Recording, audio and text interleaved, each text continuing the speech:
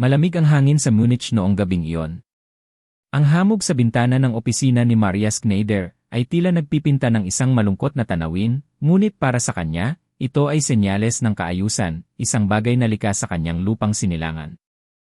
Si Maria ay hindi lamang isang inhinyero, siya ay isang institusyon. Sa edad na 42, hawak niya ang titulong Doctor of Mechanical Engineering mula sa prestihiyosong Technical University of Munich. Siya ay nagtrabaho ng 15 taon sa European Railway Technology Association at naging bahagi ng koponan na bumuo ng Siemens LC3, ang tren na para sa kanya ay ang pinakamataas na antas ng teknolohiya ng tao. Nakaupo siya sa kanyang leather chair, tinititigan ang isang malaking mapa ng mundo na nakadikit sa dingding. Puno ito ng mga pulang linya na sumisimbolo sa mga high-speed railway networks. Ang kanyang mga mata ay puno ng pagmamalaki, ngunit may halong paghamak. Ang mga asyano, bulong niya sa sarili habang humihigop ng mainit na kape. Mabilis silang magtayo. Pero ang kalidad, ang kaluluwa ng inhenyerya, walang makakatalo sa gawang Aleman. Para kay Maria, ang AC, Intercity Express, ng Alemanya, na tumatakbo ng 330 kilometro ay hindi lamang isang tren. Ito ay tula. Ito ay matematika na naging bakal. Naniniwala siya na ang numero ay hindi nagsisinungaling. Ang China, paggaya lang. Ang Korea, kopya ng teknolohiyang Pranses. At ang Pilipinas. Napatawa siya nang mapakla nang dumako ang tingin niya sa kapuluan ng Pilipinas sa mapa. Isang bansang kilala sa traffic, sa gulo, at sa mga jeepney na walang sinusunod na batas, anya. Balita ko'y nagtayo sila ng bagong sistema gamit ang teknolohiyang Hapon at Europeo. Pero ano ang magagawa ng teknolohiya kung ang kultura mismo ay magulo? Ang isang high-speed rail sa Maynila. Kalokohan. Ngunit hindi alam ni Maria na ang kanyang paniniwala ay malapit ng gumuho. Ang tawag ng kanyang kaibigang si Thomas Müller ang magsisimula ng lahat. Maria, bungad ni Thomas sa telepono, ang tinig ay puno ng hamon. Subukan natin. 3 linggo. Beijing, Seoul at ang huli. Manila at Cebu. Tingnan natin kung totoo ang mga bali-balita. Kasama ang photographer na si Johan at ang retiradong trooper ng tren na si Franz, binuo nila ang plano. Si Maria, bitbit ang kanyang German skepticism, ay gumawa ng isang scorecard. Pamantayan. Pinakamataas na bilis. Katumpakan, punctuality. Ingay at panginginig. Kalinisan. Pag-ugali ng mga staff. Kabuang karanasan. Sigurado ako, sabi ni Maria habang iniimpake ang kanyang maleta. Ang AC natin ay makakakuha ng 70 paghahati 100. Ang Asya. Swerte na kung makaabot sila ng 50. Ang unang bahagi ng kanilang paglalakbay ay tila nagpapatunay sa hinala ni Maria. Sa Beijing, namangha sila sa laki ng mga istasyon, mga katedral ng semento at bakal. Ngunit sa loob, ito ay isang digmaan. Ang mga English signs ay mali-mali. Ang mga makina ng tiket ay ayaw tumanggap ng kanilang card. Ang mga staff, tila galit sa mundo. Sa loob ng tren, maingay, magulo, at ang amoy ng banyo ay umabot hanggang sa kanilang upuan. 49 points, mariing sulat ni Maria sa kanyang kwaderno. Sa Seoul, Korea, umasa sila ng kaunti. Ngunit kahit moderno ang Incheon, ang biyahe nila sa Riira ay puno ng stress. Masikip ang upuan. May nangyaring biglaang pagpreno na halos magpatilapon sa kanilang kape. At sa istasyon ng Busan, muntik na silang madukutan. 50 points, dismaya niyang hatol. Pareho lang sila. Walang puso ang teknolohiya. Nang gabi ring iyon, sa kanilang hotel sa Seoul, tiningnan nila ang huling destinasyon, Pilipinas. Wag na kaya nating ituloy, mungkahi ni Franz, habang hinihilot ang kanyang likod na sumakit sa biyahe. Narinig ko ang tungkol sa Maynila. Carmageddon daw doon. Ang mga tao raw ay hindi marunong pumila. Delikado. Nga, sang-ayon ni Johan. Sayang lang ang oras natin. Baka mas malala pa sa China. Si Maria ay bumuntong hininga. Nandito na tayo. Gawin na lang natin para matapos na. Isipin nyo na lang, pagkatapos nito, uwi na tayo sa maayos na Alemanya. Ang kanilang inaasahan. 0. Ang tingin nila sa Pilipinas ay isang bansang magulo, maingay at walang disiplina. Sumakay sila ng eroplano patungong Maynila na parang mga sundalong papunta sa isang talunang laban. Ang eroplano ay lumapag sa Ninoy Aquino International Airport, NA. Handa na ang loob ni Maria sa init, sa gulo, at sa mga fixer na sasalubong sa kanila. Ngunit paglabas nila ng tube, isang kakaibang simoy ng hangin ang sumalubong. Malamig. Mabango. Yelan, napakunot no si Johan. Parang mali ang nasa isip ko. Pagdating nila sa immigration, imbes na masungit na opisyal, isang nakangiting babae ang bumati sa kanila. Mabuhay! Welcome to the Philippines, ma'am, bati nito na may sinseridad na hindi nila naramdaman sa Beijing o Seoul. Mabilis ang proseso. Walang sumisingit. Paglabas nila sa arrival area, napansin agad ni Maria ang sahig. Kuminang ito sa ilalim ng mga ilaw. Walang kalat. Walang upos ng sigarilyo. Baka bago lang to, bulong ni Maria, pilit na pinipigilan ang pagkamangha. Hintayin niyo ang tren papuntang sentro ng Maynila. Doon natin makikita ang tunay na kulay nila. Naglakad sila patungo sa bagong Metro Manila subway station na konektado sa airport. Ayon sa schedule, ang tren ay aalis ng 13 oras 42 minuto. Sigurado ako, Filipino time ang iral dito, ngisi ni Thomas. Baka 14 na oras na dumating yan. Tumayo sila sa platform. Tahimik ang paligid. Ang mga pasahero ay hindi nagtutulakan, sila ay nakapila ng maayos sa likod ng mga yellow lines. Walang nagsisigawan sa cellphone. Tumingin si Maria sa kanyang relo, 13 oras 41 minuto at 50 segundo. Biglang dumating ang tren, isang makintab at modernong sasakyan. Huminto ito ng dahan-dahan.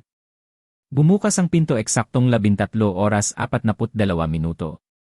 Imposible, bulong ni Maria. Samba lang yan. Pumasok sila sa loob.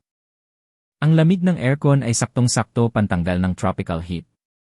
Ang sahig ay malinis na parang pwedeng kainan. Pero ang higit na kumuha ng atensyon ni Maria ay ang nakita niya sa kabilang dulo ng bagon. Isang matandang babae ang pumasok. Agad-agad, 3 kabataan ang tumayo. Lola, dito na po kayo, sabi ng isang binata sabay alalay sa matanda. Salamat, iho. Pagpalain ka, sagot ng matanda na may ngiting umaabot sa mata.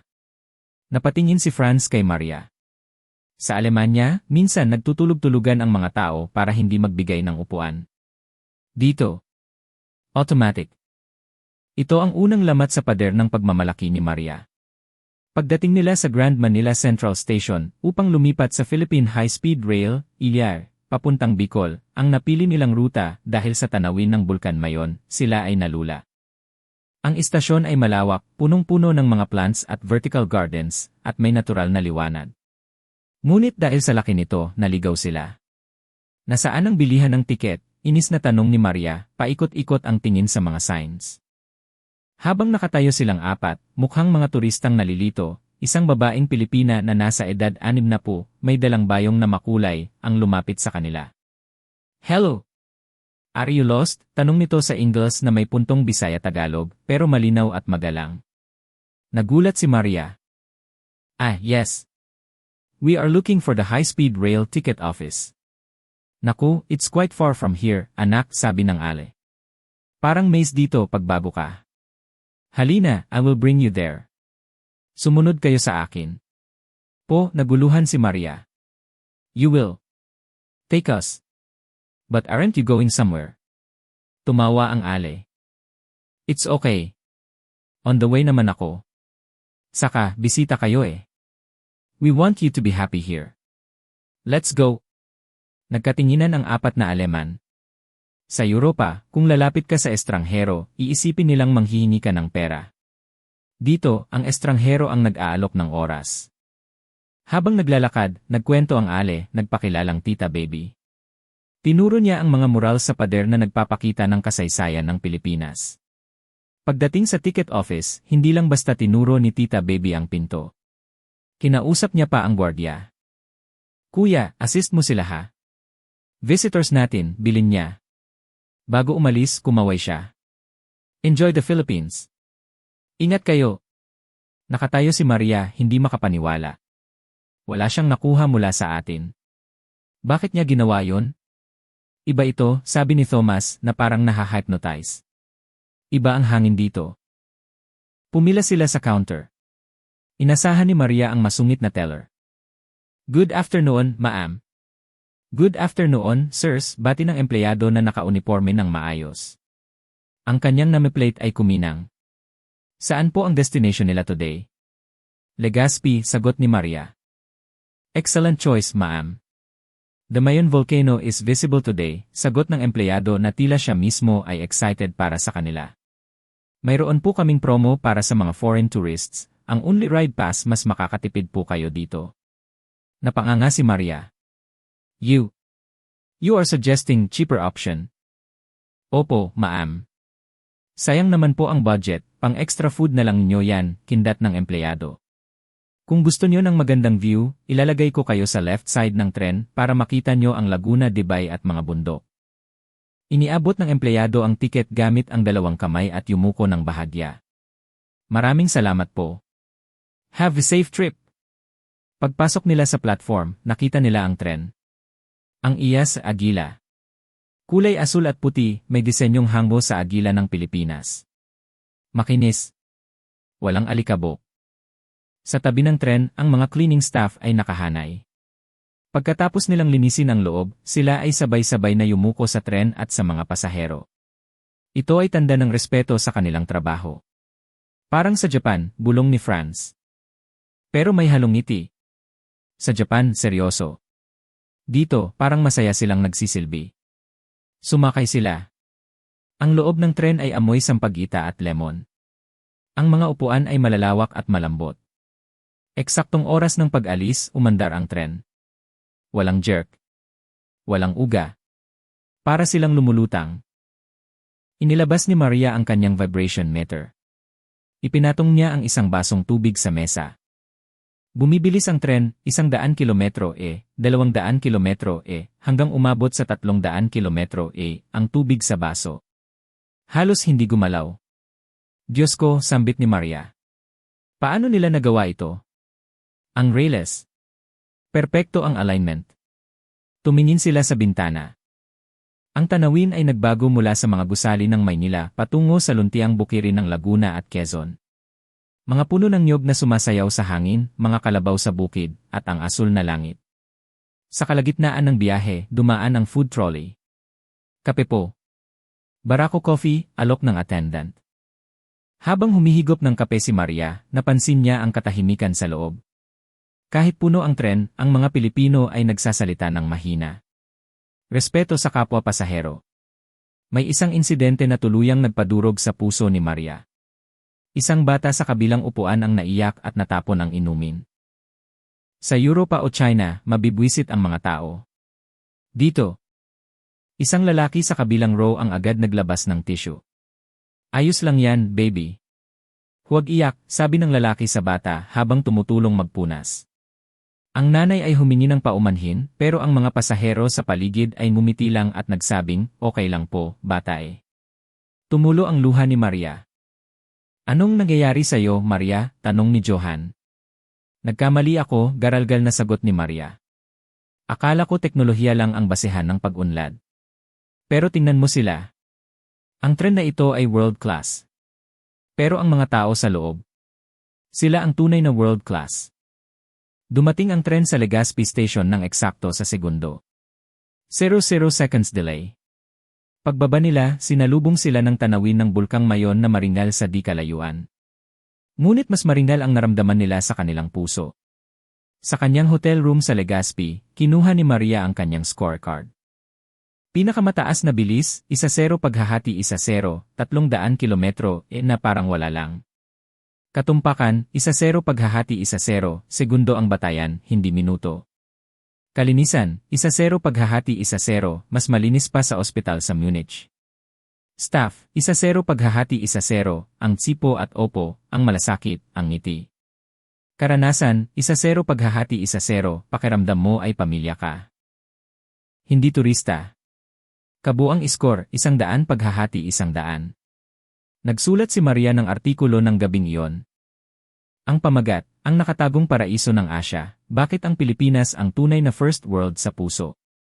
Isinulat niya, bilang isang Aleman, akala ko kami ang pamantayan ng mundo.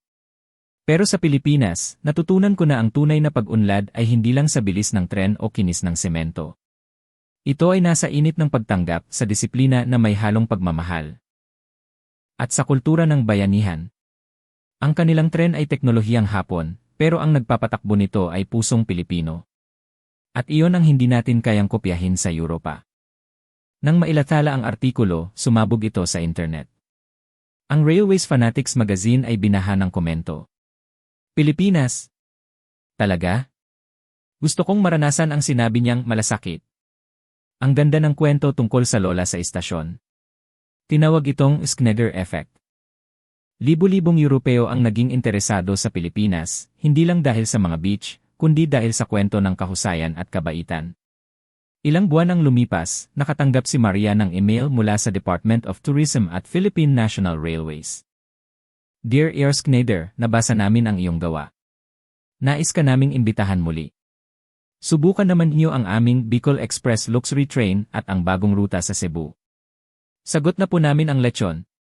Napangiti si Maria habang binabasa ito sa kanyang opisina sa Munich. Sa kanyang mesa, wala na ang litrato ng AC. Ang nandoon ay ang litrato nilang apat kasama si Tita Baby sa Grand Manila Central Station. Tinawagan niya si Thomas. Thomas, mag-impact ka. Babalik tayo. Saan? Japan? Hindi, sagot ni Maria na may pananabik.